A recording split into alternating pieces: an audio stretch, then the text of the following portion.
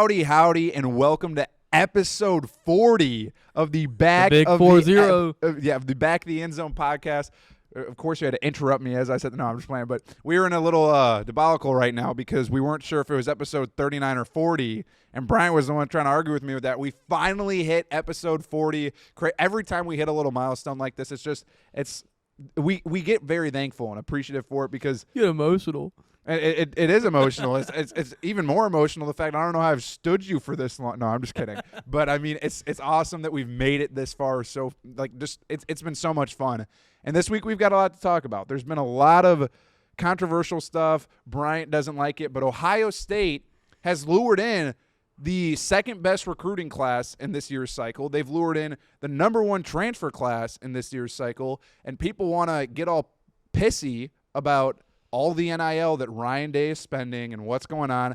We'll get into that controversial mix because I think Bryant's on the other side of it compared to where I stand. Obviously, it's my team, but I'm not against it. I'll share more about how I feel later, but we'll get into that. And then NFL, man, the NFC and AFC Championships all are set. You got the Lions and 49ers. You got the Ravens and Chiefs.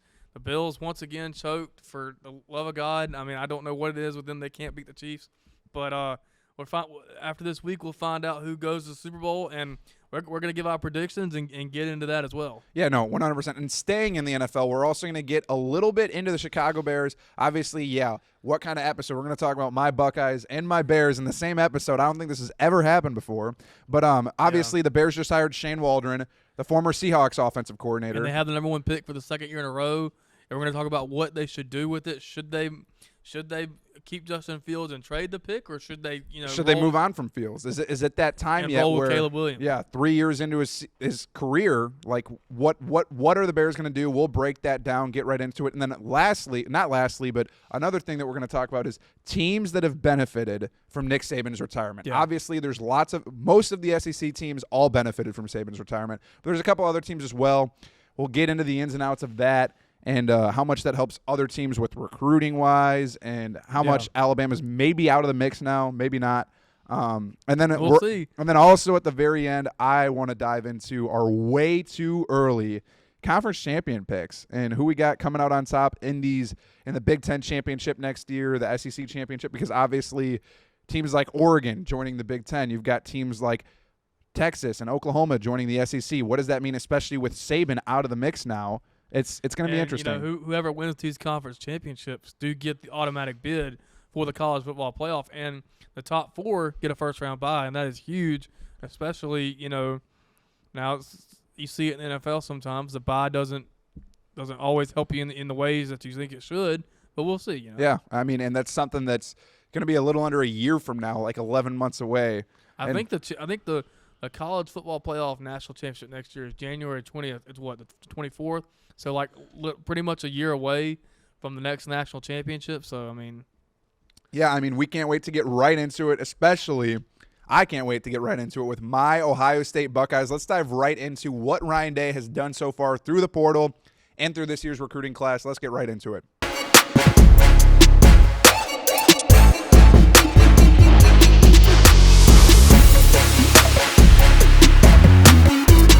All right, before we dive right into segment one, we would like to thank one of our sponsors, 251 Pool Works, family-owned and operated. 251 Pool Works offers pool cleaning, maintenance, and repair. They serve the greater Mobile County, Baldwin County, and Pensacola areas. And if you're needing any monthly pool cleaning service and or repair, give them a call at 251-978-7736 for the Pool Works. Again, starting to warm up around here. We had a very cold week last week, but it's starting to warm up. It's about to get into February. Get your pools clean, ready for the summer. It's almost that, which is crazy because back home in the Midwest, it's been like negative 20 degrees. School's been getting canceled. Both my brothers are teachers. They had school canceled the past couple of days due to ice. And then down here, obviously, back in the higher 60s now. A little bit of rain. It's getting back to that Alabama humidity. But man, speaking of the Midwest, let's get right into some Ohio State football and what they've done in the portal. Yeah, it's tremendous to see.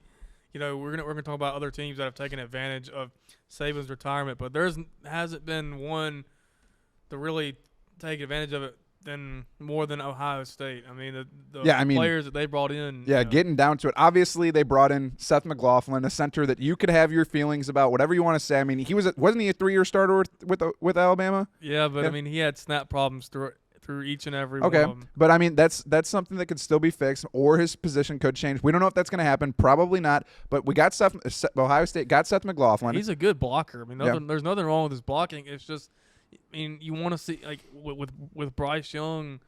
I think the thing about Seth McLaughlin is Bryce Young was a smaller quarterback than normal, and so he was kind of having to snap it a little lower because there were times in Bryce Young's tenure at Alabama where he'd snap it over his head or he'd snap it like high for Bryce Young's reach, and so he had to get used to snapping it lower for Bryce Young, and that's not a knock on Bryce. I mean, it was just the circumstances, and then once it got to Jalen Milroe, a taller player, I'm sure it definitely just didn't work out as well. Maybe that's the reason. I don't know. I feel for the kid. A lot of Alabama fans, except myself included, gave him hell, and I hope he finds success at Ohio State. Hey, and we will see. But putting aside the players that Ohio State has gotten, so obviously third year straight that Ryan Day lost to Michigan, and then also after losing to Michigan this year, we lost in the Cotton Bowl to Missouri.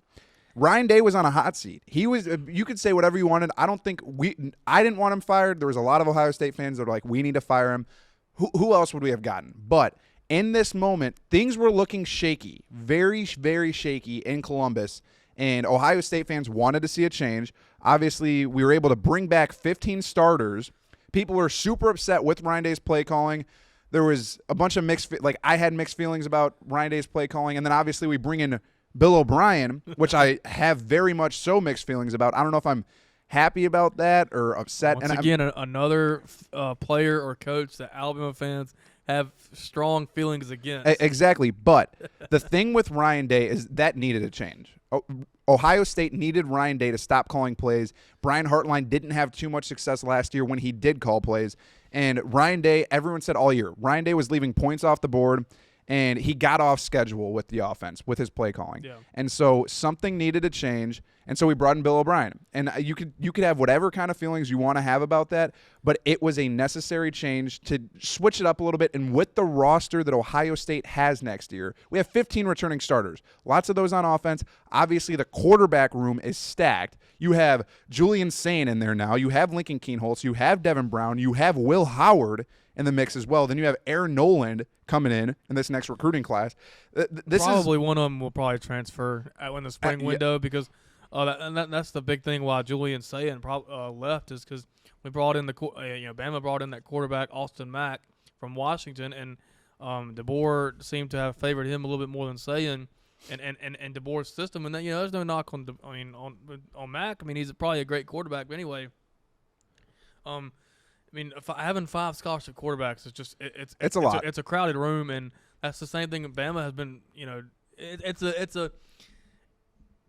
it's a great thing to have, but still, I mean, it's not something that's necessary. Yeah. I mean, that's like if all things hit the fan, and then you have to get down to if you have 49ers level of quarterbacks getting hurt, exactly, you have to put your running back out there. Or literally like 2014 Ohio State when they got down to Cardell Jones, their third string, you'd be in good hands in that situation. But the thing about this is people could say whatever they want. I know there's been lots of rumors that Ohio State spent $13 million in the portal, and that if you have $13 million to spend, it's money well spent. Exactly. And J.D. Pickell said that same exact thing word for word. He said so did Joe Klatt. Yeah, money well spent. There's not a better investment than to get that $13 million. Ryan Day asked his donors last year, he said, if you guys want me to beat Michigan, if you guys want to do this, he's like, I need $13 million. That was the number he put out there. He got it.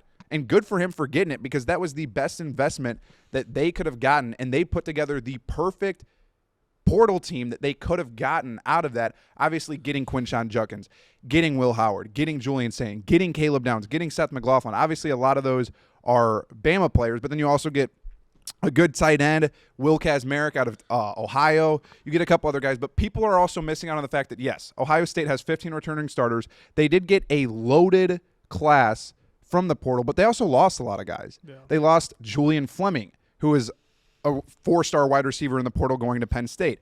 They also lost Chip Trainum, a 4-star running back, which was equivalent to Quinshon Judkins. They also lost a lot of other guys, like Kyle obviously, McCord. Kyle McCord. Then you lose a couple corners and stuff too, like Jair Brown. And the thing is, obviously, we got a lot of talent, but we also lost a lot in the same process. Yeah, and the thing, and going back to Bill O'Brien, I have mixed feelings about him. I think a lot of his play calling cost Alabama a championship and 2 years in a row. But and Joel Klatt said this on the show the other day. It's a good thing to have your own play caller, and you're not the one having to call plays, because it takes a lot off your shoulders as the head coach. You're not having to spend so much time on the offense and in the game planning.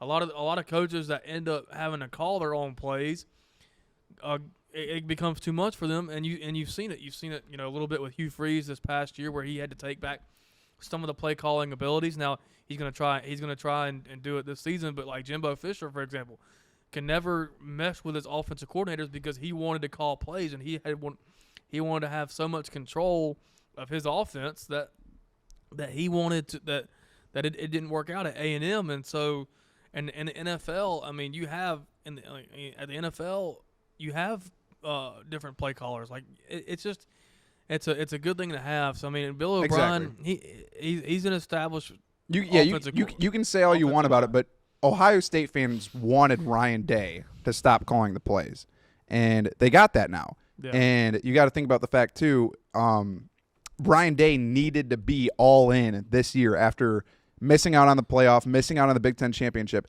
and now he's all in. And the seat is hot. I mean, for Ryan Day, and that's not me saying that he's a bad coach, but at places like Ohio State, Alabama, Georgia, the top programs in the country who are competing year in and year out, their expectations are championships. Yep. Whether it's conference championships, whether it's playoff appearances, and national all the above, national championships, beating your rival.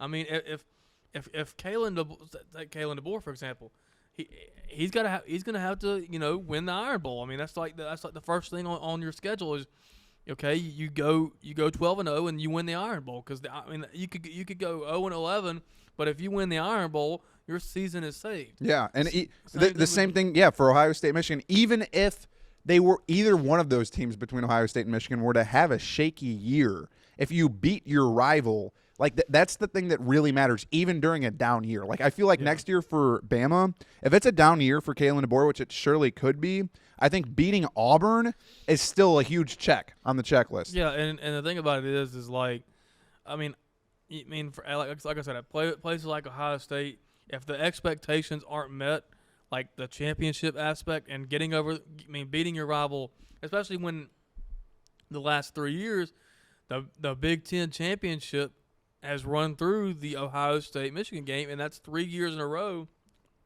where Ryan Day has failed to meet that expectation, and he got lucky, in 2022 when Ohio State kind of just snuck in because Utah beat USC. Yeah, and so I mean, the expectations are there, and with this year, spending all that money to get these players, getting Caleb Downs, who's a tremendous player. I wished him nothing but the best. I'm glad he's not at Georgia. And Julian Sayin, who's a future player, but you still don't know what he is right now. So, and all these other players, Ryan Day better win this year. Yeah, it's at least Big Ten championship. And it's his year to win too, especially with what he acquired in the portal, what he got through this high school class. Like just going right back to all that. Right now, I mean, Ohio State is essentially they're not favorites. I know Georgia's favorites to win the national championship next year, but they're up there. They're number 2. I'd put Georgia and Ohio State neck and neck. And with Michigan, with Michigan potentially about to lose Harbaugh, I mean, he could take the job any second. He could be during this recording, Yeah. With you don't know what's going to happen, who Michigan's going to hire. I think they promote Sherrone Moore. I think that's the most logical job. Logical I mean, thing. he beat Ohio State at home. He did a great job stepping in. And I think it would prevent a lot of the transfer portal, the kids leaving for the transfer portal. But when you don't know what Michigan is going to be next year, and then you have new teams coming in, and Ohio State's schedule is very favorable. I think you go to Oregon. I think that's one of your toughest games. You go to Penn State. you come out of there with wins like that, and you beat Michigan at home. I mean, you're right there, neck and neck with Georgia. So yeah, I mean, we'll see what ends up happening. I'm not really too sure how it's going to play out. And Harbaugh could surely end up staying at Michigan too. They just offered him to be the highest paid big ass contract. Yeah, making him the highest paid college football coach if he accepts. But as of right now, Jim Harbaugh think he wants to be in the NFL. As of right now, he's still in a meeting in Los Angeles with them. He canceled his second meeting with the Falcons, and he's still sitting in Los Angeles right now. So I think he stays with the Chargers or goes to the Chargers and leaves Ann Arbor. But and we'll see. It's definitely the off season is never an off season nowadays because you got all this coaching movement, and you see the domino effect of Nick Saban retiring. I mean, programs are changing, and we're talking. We're transitioning into what schools benefit the most from Nick Saban retiring. One of them is Ohio State. Yeah. But there's some other ones, and starting right here in state, the first one is Auburn. I mean, for the last 17 years, you've had to deal with Nick Saban in Alabama out recruiting you in the state. Auburn was the team to beat Nick Saban the most in his tenure at Bama because it's a rivalry game, and those games in Jordan Hare, and then that year with Cam Newton. Those were the anomalies. But I mean, still though, Auburn is a program that can reach championship level expectations. As a Bama fan, I hate to say that because I want Auburn to always be bottom tier, bottom of the SEC too. But they have the potential to be so much more, especially in the state of Alabama. But speaking of another team too, Georgia, obviously. Clearly. Kirby can recruit like crazy. And if Saban retired several years ago, who knows? Kirby could have three-peated, four-peated, five. He seriously could have, though, because Kirby has the recruiting ties down here already. And right now, who else is going to compete with him in SEC just recruiting-wise? Obviously, yes, there's people that are still going to compete, but I don't think anyone in the SEC can compete like Kirby now. And now that Saban's gone, Kirby's up in that mix, and he's going to get a lot of those Alabama guys now to Georgia. And a lot of teams, especially in the SEC, I think LSU's a big beneficiary from Nick Saban's retirement. I mean, because LSU has always been that team in Nick Saban's tenure at Bama to be neck and neck with him in the West. It's usually Alabama, then it's LSU. There have been a couple of years where LSU's not been up to par, but I mean, I remember every year as when in the Saban era, Alabama and LSU was always the game to decide the West. And now with Saban gone, Brian Kelly can take advantage of. Yeah, and I mean, now there's not even going to be an East and West next year, which is a whole nother story for a different day. But it's like, Brian Kelly surely could step in. We'll see what he ends up doing because I remember, and it makes it easier for the two teams coming into the SEC, Oklahoma and Texas. Texas for sure, because Stark has worked under Saban. He knows the lay of the land. He knows how to recruit at this level using that Texas oil money. I mean, but I mean, you got to think about it though. Like Saban was known for snagging recruits from other states in the whole southeastern region, and snagging guys from Louisiana or Georgia or Florida, wherever it was. He was known for being able to do that. Yeah. And now think of how much of a weight off of these other SEC coaches' shoulders that there is because of the fact that they don't have to worry about Nick Saban snagging their in-state recruits. And that's one thing DeBoer will have to learn is he's put together, I think, a fantastic staff. I mean, for his first staff, I think it's pretty good. He got Kane Womack from South. He got a couple other guys. He brought in his offensive staff from Washington, who I think can recruit and develop. And going back to Auburn, they're about to have DeBoer and Freeze are about to have their first real recruiting battle with Ryan Williams, the in-state kid from Saraland, from right here in the Mobile area. Kid is program changing, and he could take either one of these programs to the next level, and he could be that Julio Jones type of recruit where it jumpstarts something special. Yeah, no, it seriously could, but I mean, it's just crazy looking at the timeline of the whole Saban effect. Like we said, obviously Saban announced his retirement. What happened next? Mike Norvell got a huge raise at Florida State. Then you see Sark get a huge raise at Texas. Then you see Kalen DeBoer leave Washington for Bama. Then you see Arizona Jed Fish leaving Arizona for Washington, and then San Diego State's coach had to leave San Diego State for Arizona. Buffalo's coach Yeah. as part of Bam. DeBoer's staff. Yeah, and then obviously Kane Womack too from South Alabama is now a part of Saban's staff too. And it's just crazy how one coach leaving causes a whole domino effect for the rest of college football and coaches leaving. And same thing with Michigan, because if Harbaugh takes the Chargers job, which we both assume that he will, Michigan might not, they might probably will promote within house, but they might want to look at another candidate. They might want to take a swing at a Brian Kelly, who's been rumored to the job the last several weeks. I think Brian Kelly would be an absolute fool to leave LSU for Michigan, especially what he's building there. Yeah, I would agree. But you could see Michigan take a big swing at a coach like that. And I think they would try too, obviously. And if for some reason, hypothetically, and if there's any LSU fans watching, we don't think this will happen. It's just hypothetical. But if they were to catch a huge fish in Brian Kelly, that's a whole nother domino, because who does LSU go after? And then they're both of those portal windows are open, and when we talk about talent, Michigan and LSU have just as much talent as anybody, just like Alabama. So. Yeah. Most definitely. I mean, man, college football is just the ever-evolving world of college football now. Obviously, after Saban retiring too, but going back to Ohio State, all the NIL, it's the highest bidder, and that's how it's going to be from here on out for the most part. Obviously, there's going to be some guys that stay in-house, in-state, but the highest bidder is going to get whoever they want with ease. So that's just how it is now. Well, I've voiced my opinion on the internet a few times. I think we're maybe not sooner rather than later, but we're headed to a point where the football becomes separate from college football becomes separate from all the other college sports, and it becomes more professionalized to where the players, it's no longer a student athlete, especially at the bigger schools, the bigger programs, the Power 5 level.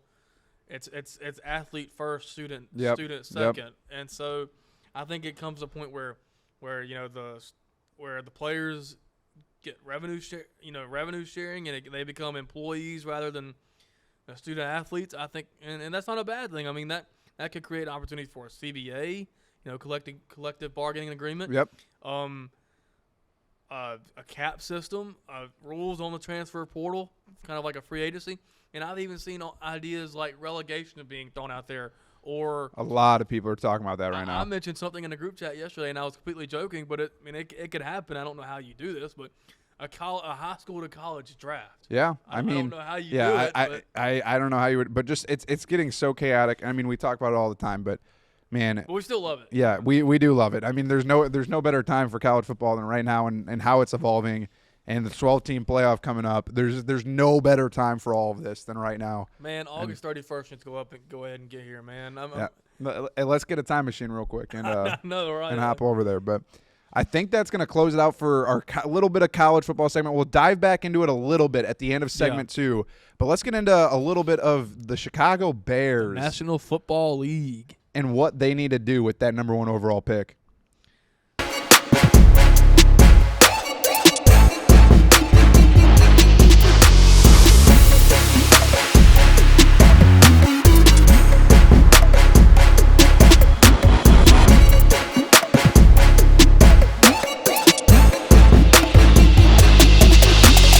Before we start segment 2, I'd like to thank our other sponsor, Now Fitness. Now Fitness is a gym and fitness center based in Groveville, Alabama. They just recently expanded to Saraland. They do personal training, group sessions with CrossFit and other workouts, and they help local athletes train and get in their best shape. Call 251-269-3065 for more.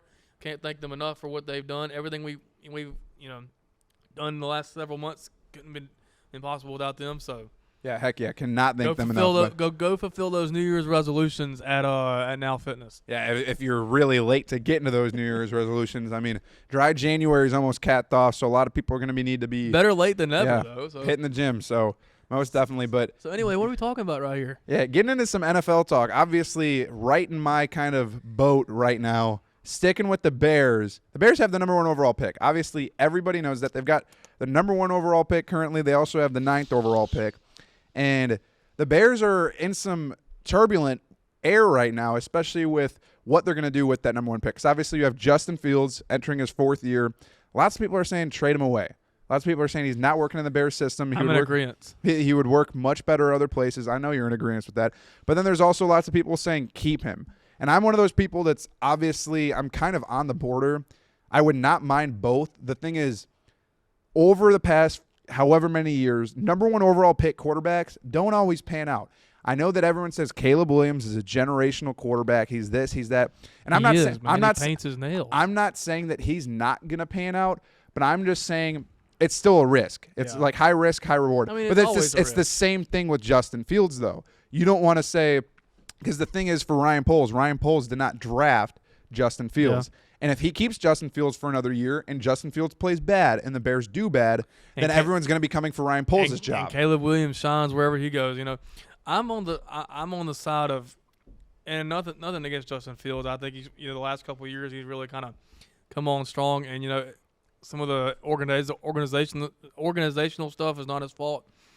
But you've seen the last few years where these teams with quarterbacks that have drafted quarterbacks in recent years, like the Bengals, the Ravens, the Chiefs, before Mahomes started his huge contract that he signed, Herbert, to the best thing right now, and the Eagles with Jalen Hurts, the best thing right now is to try and get a really good quarterback on a rookie contract and build around them.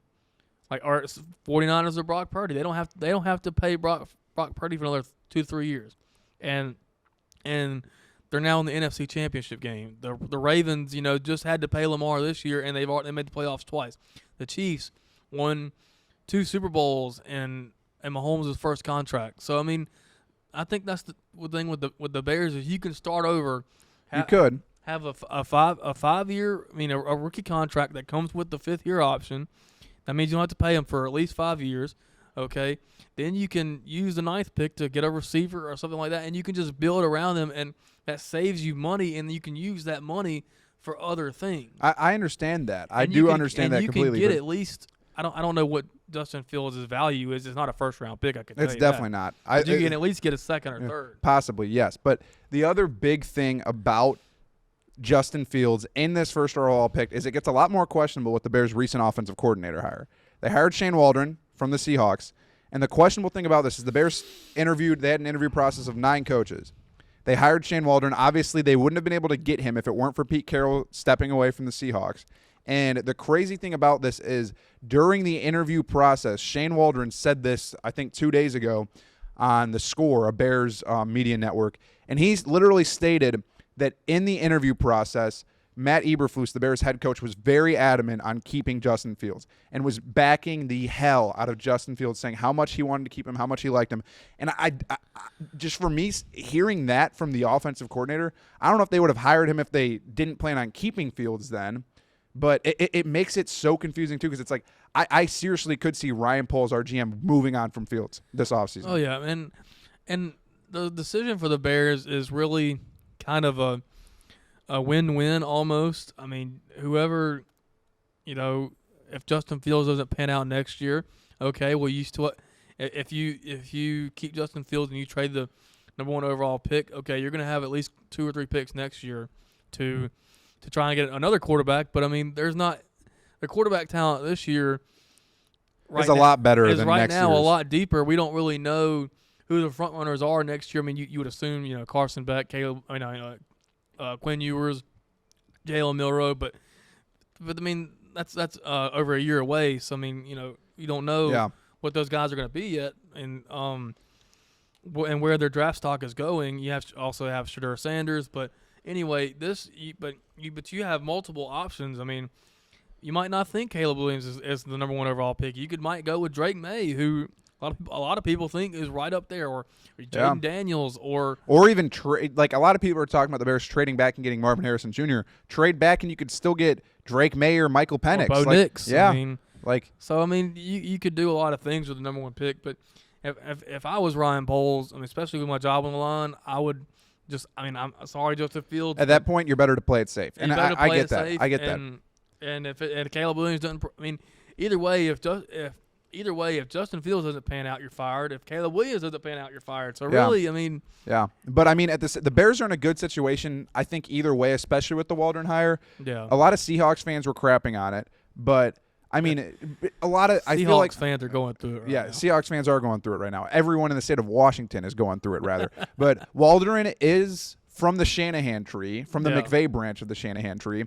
He's been solid. I mean, Yeah. when you look at how he structured his offense and how he turned around Geno Smith, that's one of the big things right there too, is because Geno Smith went from being a lackluster quarterback, like a castaway from the NFL. Then he comes to Seattle under Waldron and literally, And he didn't write back.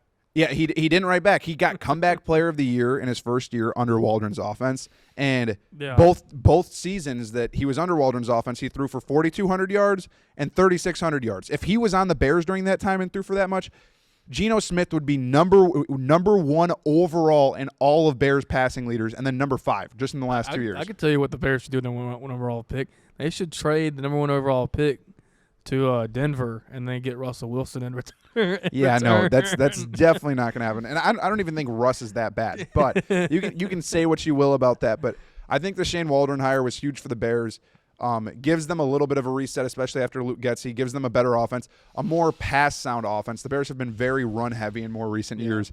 And Shane Waldron had a lot of success passing-wise. And the thing with Shane Waldron, too, is an NFL scout said that he's really creative schematically. He's great at covering up his own weaknesses in his offense. Like, Seattle had a horrible offensive line this year, but he did a good job at covering that up and being able to get the ball out fast enough and some other things to make their offense look better than they actually were.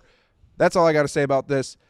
I don't know what I want the Bears to do. I really want them to keep Fields, but at the same time, I think that's a very high risk. And I don't want to see Fields leave, but Caleb Williams might be the answer. I mean, the Bears just got extremely lucky because the Panthers were so bad that that it seemed that the trade from the number one overall pick last year worked out in their favor. But you might not get that lucky again. Say if you trade with a team like say for example Atlanta. If Atlanta were to get the number one overall pick and they got Drake May or Caleb Williams, Atlanta's got a good enough roster that they could do something. Yeah. They're not going to be the worst team in the league next year. They could do something with one of those quarterbacks in their lineup, but and they wouldn't give the Bears number one overall pick again. Now, or you could trade with a team like Washington, or what I'm saying is you might not get that value back. Value back, or you might not have the fortune of getting that lucky again. Yeah. I mean, they say lightning, doesn't strike the same place twice. So I mean, Hey, there's actually one dude out there that did get struck by lightning twice, and he survived. He's still living today. God bless that man. I mean, it's extremely rare. Is what I'm just saying. Yeah, no. I 100% understand that. So, I don't know. We'll see what Ryan Poles does. I'm not too sure how I feel about it, but on the other hand of things, you're looking at the team with the number one overall pick going to some of the better teams league. We got championship weekend this weekend. We do, and I just want to put this out there. Do you know what hell is like? It's 2 weeks of Travis Kelce and Taylor Swift Super Bowl coverage. Please, Lamar Jackson, Ravens fans, Ravens flock, whatever. If you're listening to this, please take care of business this weekend. I cannot deal with another. Nothing against Taylor Swift or Travis Kelce. No, it's all against Taylor Swift and Travis Kelce. It's too much. Like I get what the NFL is trying to do. I mean, they're taking the hell of an advantage on this for the last several weeks since it's happened. But America is rooting for you, Ravens. I mean, I will become just as big as a Ravens fan on Sunday as We Hoopin'. And if you know who We Hoopin' is, just look up his TikTok. So, Anyway, you got some good games this weekend. Yeah, I mean, obviously, Chiefs and Ravens right at the top, like you just dove into. But, I mean, I think if the Ravens win this game, which they should, I think they win the Super Bowl. I think it's a huge landmark for Lamar. Even if for some reason they don't win the Super Bowl, to get there is just a huge, stepping stone for him because. And I think somebody on ESPN alluded to this. I think it was either Shannon Sharp or Marcus Spears. A lot of people have said, and a lot of people within the league as well, have said a quarterback of his play style, his dual threat ability, his dual, the wear and tear on his legs. Most of them have said that a quarterback like him could never win a Super Bowl. Cam Newton came very close. You know, the dual threat type of quarterback came very close to winning a Super Bowl. Denver, Denver, made sure Peyton that they Manning didn't. shut him out, yeah. But it would be a huge stepping stone for Lamar to eventually win a Super Bowl, and I would like to see him win it. But the team I'm rooting for the most is the Lions. Yeah. I guess the Lions just that's the story. I don't know. It's something that The Lions would be a great story, but I mean, the Ravens are at a point right now where obviously you have Lamar, who's going to be the MVP, first-team All-Pro, and then you have the number one scoring defense in the league. You have a defense that didn't allow the Texans last week in the divisional round to score any touchdowns, any offensive touchdowns, after having a bye week, the first-round bye. And I don't know. I think right now the Ravens they're obviously you're going up against Pat Mahomes, and Pat Mahomes in the AFC Championship game is what it is. Everybody knows. Everybody knows. This is his sixth straight AFC Championship game. He's never not been to the AFC Championship game since he's been a starter. Yeah, which is insane. But this is the time where the Ravens need to beat him. Obviously, in Baltimore, this is the game that this is Mahomes' second true road playoff game. Last week was his first, and obviously he won it. Obviously, Tyler Bass fell short a little bit. For one thing, what I'm interested to see with the Ravens is where they are at mentally in this game, because a lot of them have never been in this position before. Lamar, he's been in the playoffs, but he's never been in the AFC Championship game. He's never been in this. This is his biggest game. This is the biggest game of his career. Half their team, all of their good players, have never been in a seat like this before. This is the biggest game of Lamar's carear, of most of the players on that roster. roster. Smith, Patrick Queen. Yep. And so where they are at mentally, Mahomes, and at least Mahomes and Kelsey and Andy Reid, they're going to be ready. Mahomes, whatever whatever Baltimore tries and throws at him, he's gonna hit back. He's gonna get. It might seem early that that the Ravens are ahead and that Kansas City might be out of it. Well, we've learned in recent years that as long as they have Patrick Mahomes, they're never out of it. And so it's interesting to see how Baltimore will handle if, say, Kansas City gets an early lead, or if say Baltimore gets a lead early, or gets say a 17-0 lead early, but then Patrick Mahomes starts being Patrick Mahomes and they start coming back and start going blow for blow with the Ravens. Can the Ravens take advantage of the moment? I guess is what I'm trying to say. Yeah, and I think that they really can, but I mean, then again, we will see. I'm going with the Ravens in this one. I got to, man. I can't. I'm going with the Ravens too. We'll see on Sunday, but I'm a Broncos fan. I cannot take a Chiefs Super Bowl. I think everyone in the country, other than people from Missouri and Kansas, are rooting Swifties against the Chiefs.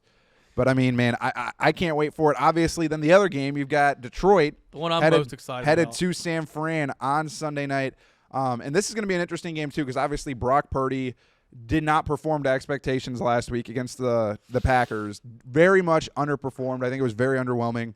And Brock Purdy's trying to build this legacy of his own. He's trying to make that jump. And kind of obviously he's had a great year. People still criticize him all the time. Because he's got such a great team around him. He does have a great team around him. But, Brock Purdy needs to go out and play this game to his strengths. But then obviously you've got the Lions, who I think have a little bit better of a defense than the Packers do. They're going in. They're playing in San Fran, which Aiden Hutchinson has been on a roll. I mean, the dude has been wrecking offensive lines.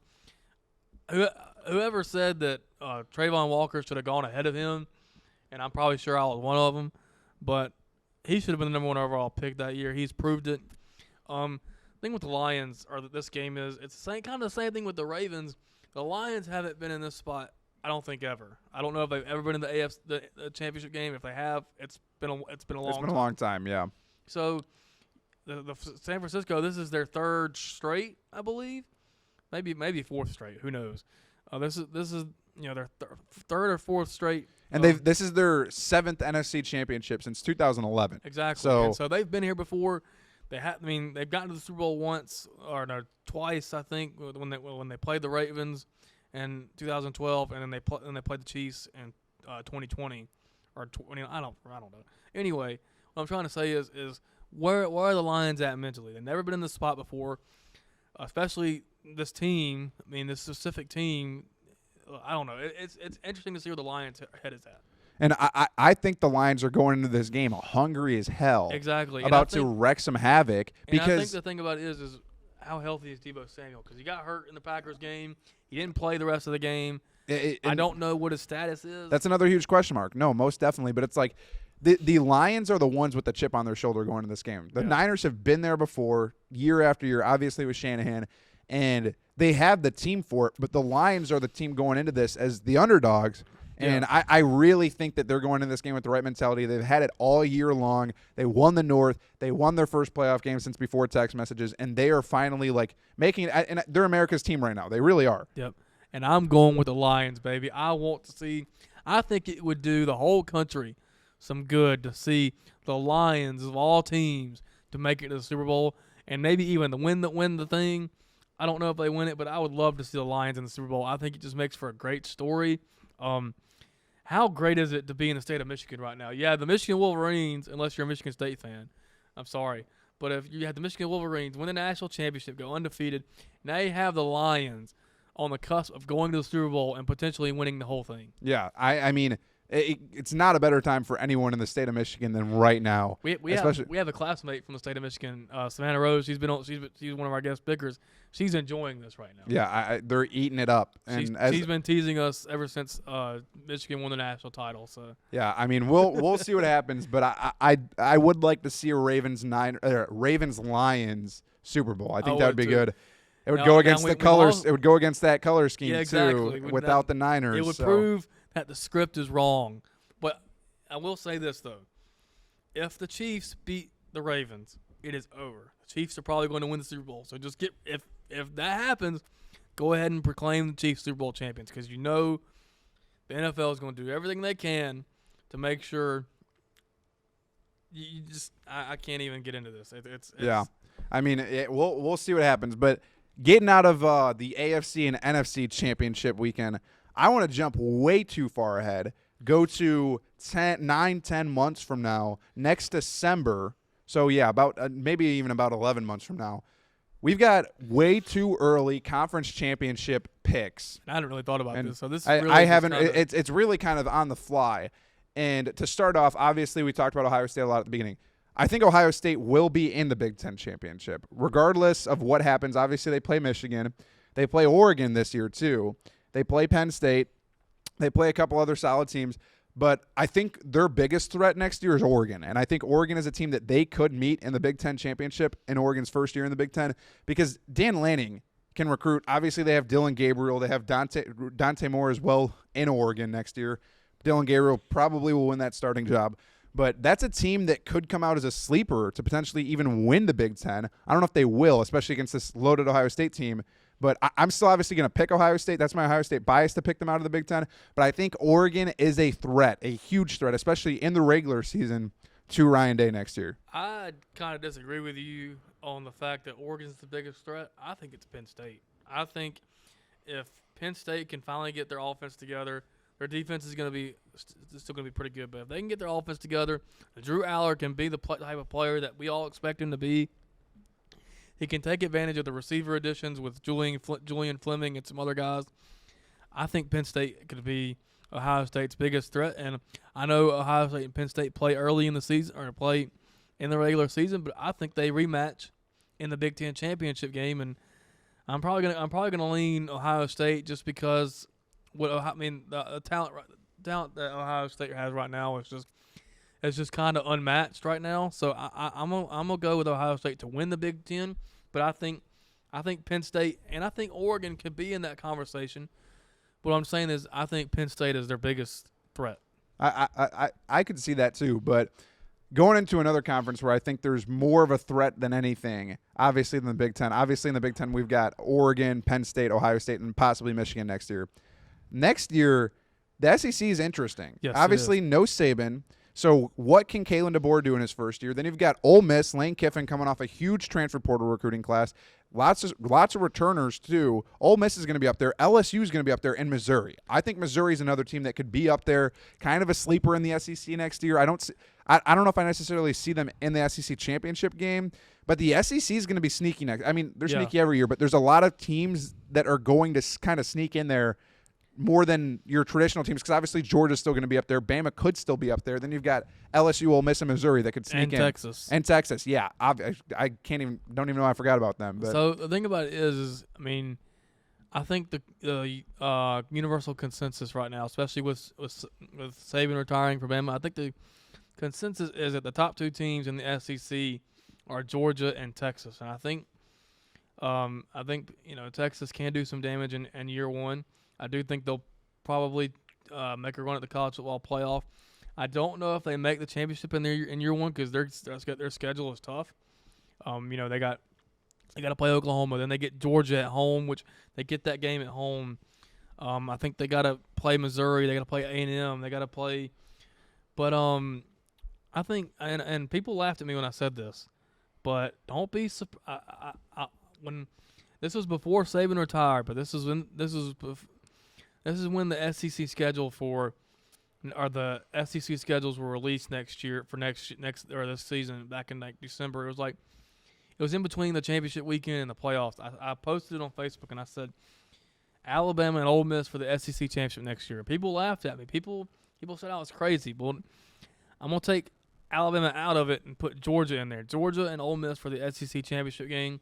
I think Ole Miss, with Jackson Dart returning, okay, they have weapons to replace Judkins. They added Juice Wells.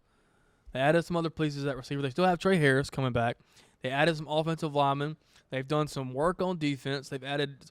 I don't mean to interrupt you, but I'm pissed that you're saying this because my SEC champion pick is Ole Miss to beat Georgia and the SEC championship game. I'm not picking Ole Miss to beat Georgia. The thing is, they play each other. Ole Miss hosts Georgia at home at the beginning of the year, so that's another huge thing too. Yes, that's what I was about to get to. I think Ole Miss's schedule is very, very favorable. Their toughest games they get at home: Oklahoma and LSU and Georgia. I think they beat Georgia in the regular season, but I think Georgia, because it's at home. But I think their one loss is probably to LSU on the road. Yeah, away. Yeah, and but Georgia, I think they beat Georgia at home to begin the year, but I think Georgia wins the rematch. I'm going with Georgia and Ole Miss. I'm going Georgia to win it. I think that's very likely. And Ole Miss is one of my favorite, just because Lane Kiffin, obviously this last year, completely had an insane year. Obviously, they beat Penn State in the Peach Bowl, and Lane Kiffin had the best year of his career, and that's what Ole Miss fans wanted to see. And their only two losses were to Bama and were to Georgia, both on the road. Yep. So I mean, and they're only up from here. So that's all I got to say about that. But now Texas is definitely in the mix. I would not. Missouri's in the mix.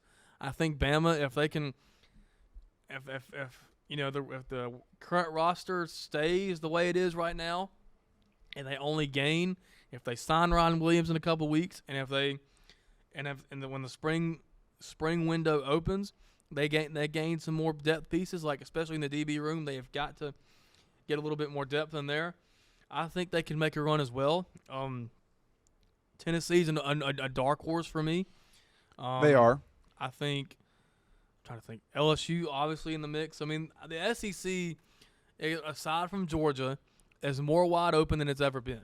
Yeah, because of Saban's. Yeah, I would 100% agree with you, and there's so many teams that could be in that mix too to be in the champ game that I don't even know who to pick. But I want to jump out of the SEC. Let's go into the ACC for once. The ACC next year, I don't even know what to say about it. Obviously, they got Stanford, SMU, and Cal. Yeah, which is going to be interesting. You've got Kyle McCord going to Syracuse. I don't think Syracuse is going to be anywhere near up there. I think they'll be competitive, but I don't think they'll be. I think they can be competitive too, but I think next year is a year. FSU and Miami. That's the two teams. Possibly. I'm going. I would say next year is a year where Clemson could be back up there, but the thing that's iffy for Clemson is they open the year against Georgia. But that doesn't affect them as far as conference. That doesn't, which is huge.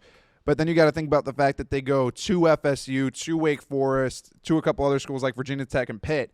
And I really don't know. I mean, and then Florida State on the other hand. Clemson is just, they got to show it to me. I mean, I picked them to win it last year, and they proved me wrong, or they let me down. And then I picked them the year before. They let me down. They've been on this downward spiral ever since they lost Trevor Lawrence, and it's a show it thing for me. It's a prove it to me thing for Clemson. So I'm not. It's like Texas in a way almost. I'm not picking you unless you prove it to me. Yeah, I can see that. I mean, if I'm going to pick anyone right now, I think 3 teams that are up there, 2 of them being from the state of Florida, Florida State, Miami, and Louisville. I think Louisville is going to have another really solid year. I think they could. I think they could be up there.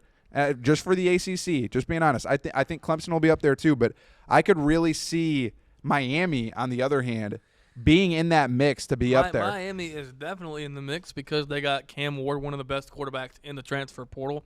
You could argue the most talented quarterback in the transfer portal, and I think what they've done in recruiting is pretty good.